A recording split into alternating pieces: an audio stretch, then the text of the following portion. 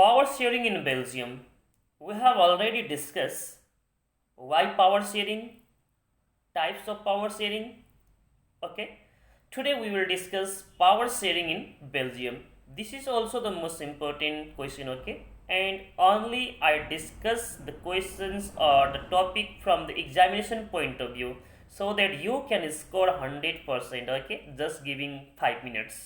Okay, now, power sharing in Belgium. First of all, one marks question might arise. Belgium has border with France, Netherlands, Germany, and Luxembourg. You have to remember this. Okay. Sometime question might give you to confuse you. Belgium has border with Russia. Okay. In the true and false, fill in the gap type question. Okay. This question might arise. So you remember with which countries Belgium has border. Okay. Now, ethnic composition. Ethnic composition means population composition of Belgium. 59% speak Dutch and live in Flemish region.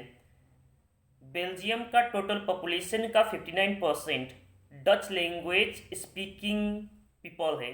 तो ये लोग जिस area में रहते उस area को कहते हैं Flemish region. Okay, and 40% speak French and live in Wallonia region. Okay, और इसी तरह से remaining 1% speak German. Remaining 1% German speaking है। ठीक है, ये है आपका पूरा बेल्जियम का एंटायर कंट्री का पॉपुलेशन कंपोजिशन अर्थात एथनिक कंपोजिशन। ओके, अब हम बात करेंगे सिर्फ बेल्जियम का कैपिटल ब्रसेल्स का। वहाँ का पॉपुलेशन कंपोजिशन कुछ अलग है। 80% people speak French capital region में, 20% पीपल स्पीक डच। कैपिटल का अलग है ना, कैपिटल में आपका 80% पीपल यहाँ फ्रेंच स्पीकिंग है और 20% क्या है, डच स्पीकिंग है। तो यहाँ से आपको ये तो मालूम हो गया कि एंटायर कंट्री में जो है, एंटायर कंट्री में मेजोरिटी में है डच, माइनॉरिटी में है फ्रेंच, क्योंकि एंटायर कंट्री में फ्रेंच ओनली 40% है और डच 49% है।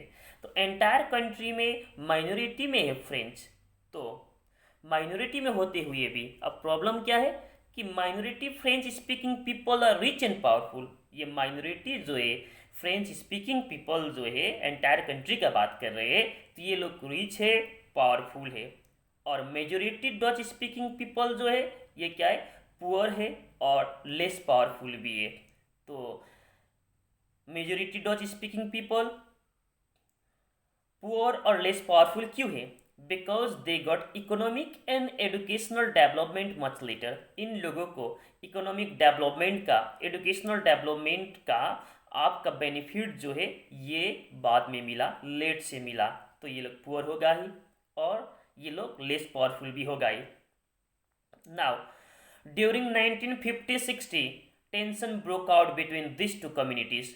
तो अब यहाँ पर जनरली डच पीपल जो मेजोरिटी में है ये लोग क्वेश्चन राइज करने लगे कि माइनॉरिटी फ्रेंच क्यों पावरफुल है, क्यों रिच है, ज़्यादातर मिनिस्टर क्यों फ्रेंच कम्युनिटी से है, ज़्यादातर हायर पोस्ट क्यों फ्रेंच कम्युनिटी का लोगों से ही है। तो ये लोग क्वेश्चन करने लगे। तो यहाँ पर दो कम्युनिटी में आपका कन्फ्लिक्ट होना शुरू हो गया। तो अब जब कन्फ्लिक्ट होता है, गवर्नमेंट का काम है उस कन्फ्लिक्ट का सॉल्यूशन ढूंढना। तो कैसे ढूंढेंगे देखते हैं। Yes, by power sharing, power share करके और एकोमोडेट करके, दैट मीन्स मिला करके रखना है डिफरेंट कम्युनिटी को।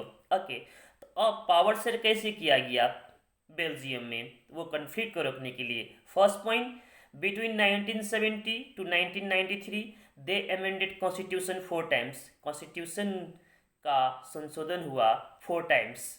क्यों कॉन्स्टिट्यूशन अमेंडमेंट हुआ? इसीलिए हुआ ताकि पावर शेयर प्रॉपरली कर सके, ताकि वहाँ पर कोई कन्फ्लिक्ट न हो। Second number, constitution prescribes that number of Dutch and French speaking ministers shall be equal in the central government. That means जो सेंट्रल गवर्नमेंट जो होगा उसमें Dutch speaking and French speaking दोनों ही कम्युनिटी से जो मिनिस्टर जो होगा सेम नंबर ऑफ मिनिस्टर होगा।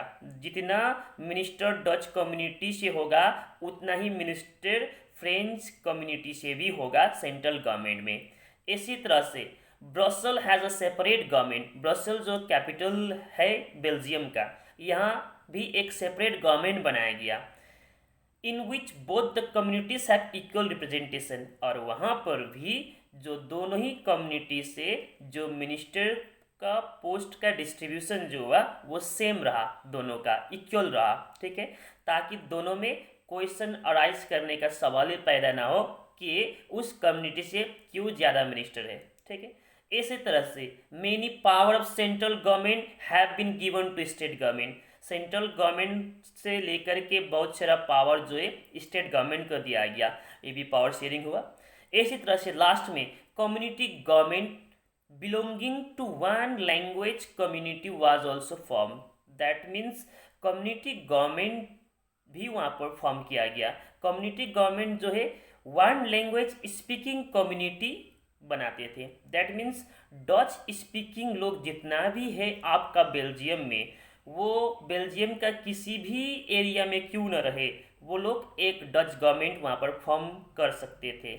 और इसी तरह से आपका फ्रेंच स्पीकिंग लोग बेल्जियम का किसी भी एरिया में क्यों ना हो, वो लोग भी एक फ्रेंच कम्युनिटी गवर्नमेंट फॉर्म कर सकते थे। और ये कम्युनिटी गवर्नमेंट जो है ये उस पार्टिकुलर कम्युनिटी का लैंग्वेज को लेकर के, उस पार्टिकुलर कम्युनिटी का कल्चर को लेकर के जो भी चेंजेस लाना है, जो भी आपका रिफॉर्म करना है, सुधार करना है, या तो जो भी लॉ वगैरह वो लोग को पास करना है, ये आज़ादी ये कम्युनिटी गवर्नमेंट को दिया गया। तो इस तरह से यहाँ प्रॉपर पावर शेयरिंग हुआ बेल्जियम में, तो no conflict, power shared in Belgium so no conflict. अब हम लोग दूसरा जो लेक्चर है उसमें डिस्कस करेंगे श्रीलंका में, क्या श्रीलंका ने पावर शेयर किया और नहीं। ओके, तो आज के लिए इतना ही।